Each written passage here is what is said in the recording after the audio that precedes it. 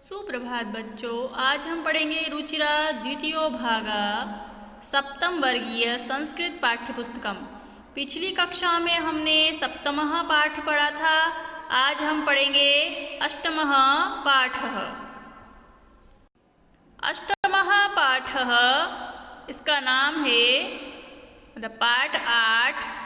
इसका नाम है त्रिवर्णध्वजः यानी तिरंगा या 3 वर्णों का झंडा, 3 रंगों का झंडा या तिरंगा।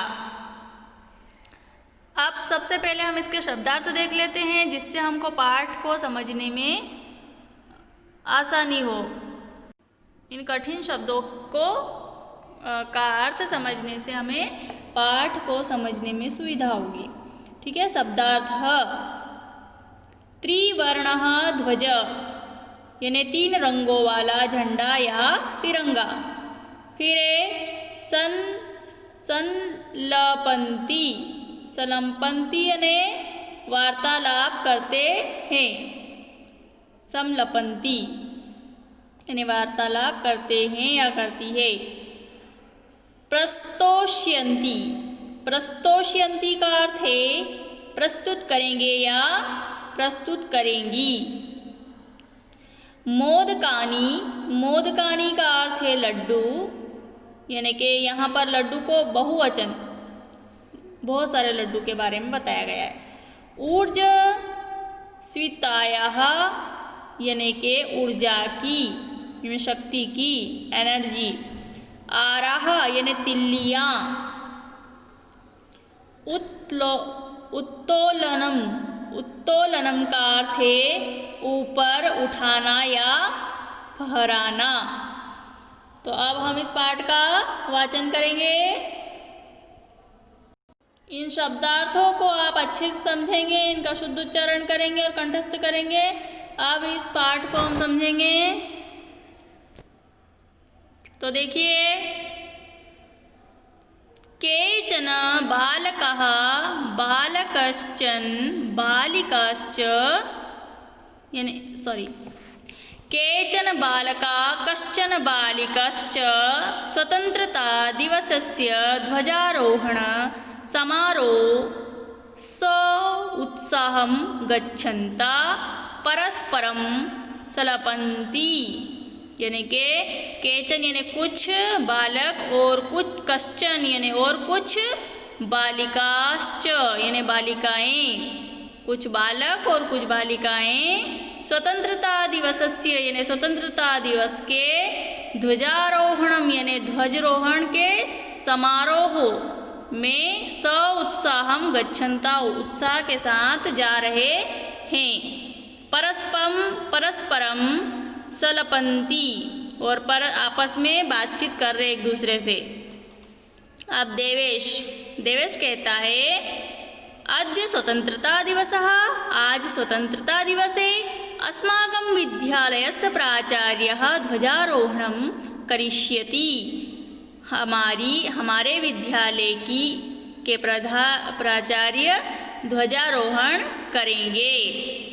छात्रश्च सांस्कृतिक कार्यक्रमान् प्रस्तोष्यन्ति और छात्र सांस्कृतिक कार्यक्रमों की प्रस्तुति देंगे या प्रस्तुत करेंगे। अन्ते च मोदकानि मिलिष्यन्ति और बाद में, अन्ते यानी बाद में, च का अर्थ है और बाद में लड्डू मिलेंगे, मिठाई मिलेगी। डेविड कहता है, सुचे जानासि त्वं, सुचि हे सुचि तुम जानती हो, अस्माकं ध्वजः कीदृशः, हमारा ध्वज कैसा है। तो सुचि कहती है, अस्माकं देशस्य ध्वजः त्रिवर्णः इति, हमारे देश का झंडा तिरंगा है या 3 रंगों वाला है। तो सलीम कहता है, रुचे यानी कि रुचि, अयम त्रिवर्णा कथम, ये 3 रंगों का कैसे है। तो रुचि कहती है, अस्मिन् ध्वजे त्रयः वर्णा, इस झंडे में 3 वर्ण या 3 रंग संति यानी हैं। अतः त्रिवर्णः, अतः यह तिरंगा है। किं त्वम एतेषां वर्णानां नाम्नि जानासि? क्या तुम इन रंगों के नाम जानते हो? तो सलीम कहता है, अरे केशरवर्णा श्वेतः हरित च एते त्रया वर्णाः। हाँ अरे, यानी कि केसरिया रंग, सफ़ेद रंग और हरा रंग, ये 3 रंग है या 3 वर्ण है। देवेश कहता है, अस्माकं ध्वजे एते त्रया वर्णा किं सूचयन्ति? हमारे झंडे में ये जो 3 कलर है, 3 रंग है, क्या सूचना देते हैं ये? तो सलीम कहता है, शृणु यानी कि सुनो।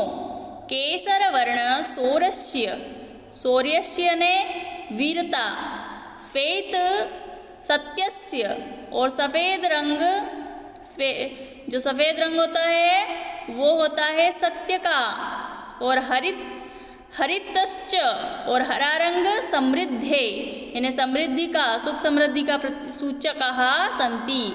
यानी कि सुनो, केसरिया वीरता का और सफ़ेद श्वेत सत्य का, हरा समृद्धि का सूचक होता है या सूचना देता है। अगला प्रश्न निकालिए। डेविडः आम, हाँ, आम यानी हाँ, कथं न, क्यों नहीं, ध्वजस्य उपरि स्थित केसरवर्ण त्यागस्य सूची किम एतेषां वर्णानाम् अन्यदपि महत्वं? सूची कहती है कि क्या इन का जो रंग है इनका और भी कोई अन्य भी कोई महत्व है? अब आप अगला प्रश्न निकालिए कि इनका कोई अन्य भी महत्व है, ऐसा सूची कहती है। तो डेविड कहता है, आम, हाँ, कथं न, क्यों नहीं, ध्वजस्य उपरि स्थितः केसरवर्णा त्यागस्य उत्साहस्य च सूचकः। यानी कि ध्वज के ऊपर जो केसरिया रंग है वो त्याग का और उत्साह का प्रतीक है या सूचना देता है। मध्य स्थितः श्वेतवर्ण यानी बीच में, मध्य यानी बीच में, सफ़ेद रंग जो है सात्विकतया यानी पवित्रता का, सात्विकता यानी पवित्रता, सूचितया च द्योतका, पवित्रता की और सात्विकता की सूचना देता है, द्योतका यानी देता है। अद्य अधः स्थितः यानी अधः का अर्थ होता है नीचे, और नीचे स्थित हरितवर्णः यानी हरा रंग, वसुंधराया सुषमाया उर्वरतायश्च द्योतकः यानी कि हरा रंग जो होता है वो वसुंधरा यानी पृथ्वी की, सुषमा यानी पृथ्वी का की उर्वरता